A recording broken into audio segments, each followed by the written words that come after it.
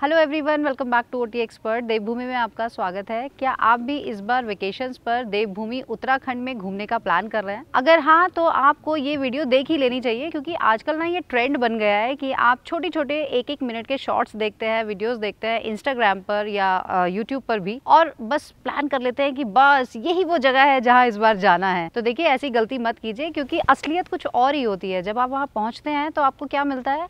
Traffic jam, गर्मी, भीड़ भाड़, और जो होटल्स भी होते हैं, रहने के ऑप्शंस वहाँ पर वो या तो बहुत महंगे होते हैं या फिर फुली होते हैं। तो देखिए, इस तरह की जो परेशानियां हैं उनसे बचने के लिए मुझे लगता है थोड़ा सा समय निकालकर आपको ये वीडियो देख लेना चाहिए, क्योंकि अब जिस तरह से आप में से काफ़ी लोगों को पता है कि उत्तराखंड में चारधाम यात्रा शुरू होने वाली है 10 मई से। तो मई और जून ये 2 महीने ही होते हैं आपके वेकेशंस के, और ज़्यादातर लोग घूमने का प्लान करते हैं। लेकिन उत्तराखंड को 2 भागों में बांटा गया है, जैसा कि आपको पता ही है, गढ़वाल रीजन और कुमाऊं रीजन। उत्तराखंड में जैसे ही चारधाम यात्रा शुरू होती है, जो गढ़वाल रीजन है वो पूरा आपको ट्रैफिक से भरा मिलता है। जैसे कि आपको पता ही है, हरिद्वार से ये यात्रा शुरू होती है, तो हरिद्वार, ऋषिकेश, मसूरी, कनाताल, धनौल्टी, और उसके बाद जो और खूबसूरत जगह जहाँ हम हिल स्टेशंस की बात करते हैं, हर्षिल, चोपता, औली, नो डाउट ये जगह बहुत खूबसूरत है और हर कोई यहाँ आना चाहता है। लेकिन यहाँ आने का सही समय जो है वो है, या तो आप जुलाई अगस्त में आए, लेकिन क्योंकि रेनी सीज़न होता है, लोग ऐसी जगहों पर, हिल्स पर जाने में थोड़ा सा घबराते हैं। उससे अच्छा है कि आप फिर नवंबर के बाद आए, और नवंबर से अप्रैल तक का जो टाइम पीरियड है वो बहुत ही अल्टीमेट आपको यहाँ पर सुंदरता भी मिलती है। होटल्स बहुत रीज़नेबल मिलते हैं, क्योंकि यात्रा ख़त्म हो जाती है।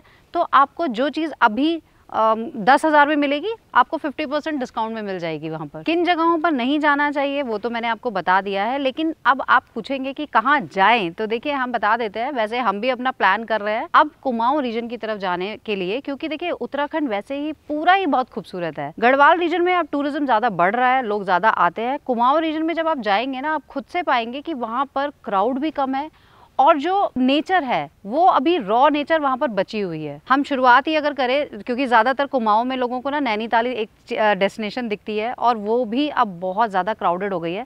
तो हम जैसे कि हमेशा आपको ऑफबीट लोकेशंस के बारे में बताते ही हैं। नैनीताल अगर घूमना है तो नैनीताल घूमें, लेकिन रहने के जो ऑप्शंस हैं वो आप भीमताल, नौकुचिया ताल, 7 ताल, ये जो ताल है, ये वाले एरिया में आपको बहुत सारे होम स्टेज और होटल्स के ऑप्शंस मिल जाते हैं। तो यहाँ पर रहकर आप नैनीताल तो कवर कर ही सकते हैं, साथ ही कुछ लोग जैसे कैंची धाम बहुत लोग जाते हैं, तो वहाँ पर भी आप जा सकते हैं। भोवाली वाला एरिया है, आप वहाँ रह सकते हैं।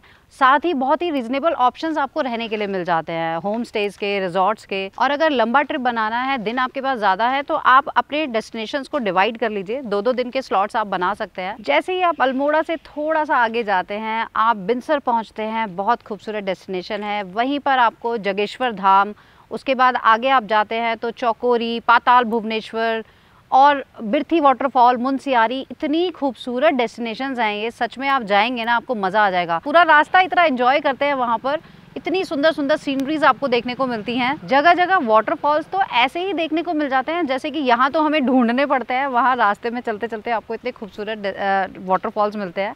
और इसी तरह से आप जा सकते हैं आगे, पिथौरागढ़ जा सकते हैं। उसके आगे भी अगर आपको जाना है तो हम तो, जैसे हमने आपको दिखाया था, पूरी एक सीरीज़ दिखाई थी, हम दारमा वैली तक गए थे, हमने आपको पूरा रूट बताया है, बहुत ही खूबसूरत है। तो आप इस तरह से ये वाला रूट प्लान कर सकते हैं, बजाय इसके कि अभी आप गढ़वाल रीजन की तरफ आए। हाँ, गढ़वाल रीजन में भी एक डेस्टिनेशन अभी बचती है जहाँ पर आप घूम सकते हैं, चक्राता।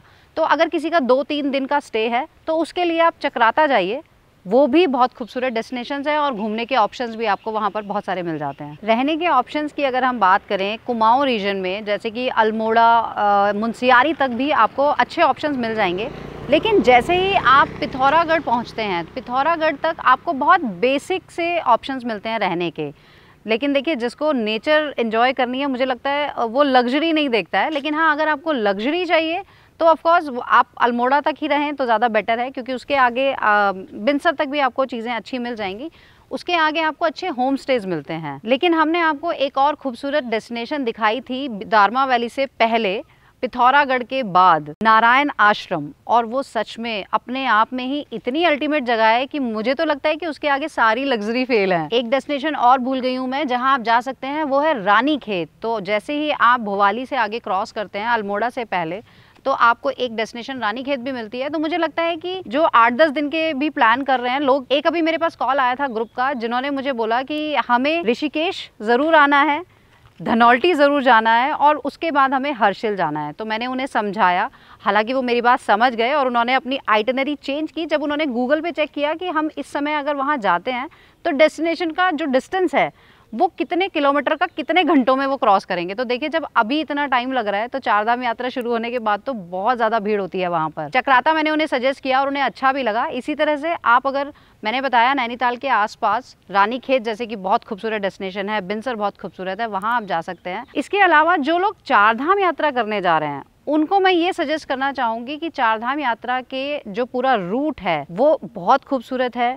बीच बीच में आपको और भी बहुत सारी ऐसी डेस्टिनेशंस मिलती हैं जहाँ पर आपको लगता है कि यहाँ हमें रुक कर हमें ये चीज़ें भी एक्सप्लोर करनी चाहिए। लेकिन देखिए, ये फिजिबल नहीं होता है। या तो आप आइटनरी थोड़ा सा डेज उसमें बढ़ाएं, क्योंकि जो फिक्स्ड आइटनरीज जैसे हमने भी बनाई हैं चारों धाम करने के लिए 9 नाइट्स 10 डेज़ की, उसमें आप वो 4 धाम ही ईजिली कर सकते हैं। क्योंकि आपको भी पता है रोड्स के जो हालात हैं, टाइम लिमिट आपके पास होती है, तो उसमें ईजिली अगर आपको लगता है कि हमारे पास टाइम बचा है और हम घूम सकते हैं तो ही जाएं। रिस्क बिल्कुल ना लें।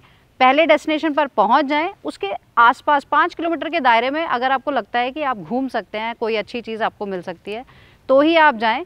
लेकिन अगर स्पेशली आप 20 किलोमीटर अलग चले गए ना तो दिक्कत हो सकती है, तो वो थोड़ा सा आप ध्यान रखें। तो देखिए, ये एक छोटा सा वीडियो मुझे लगा कि अब आने वाले समय के लिए बहुत यूज़फुल है।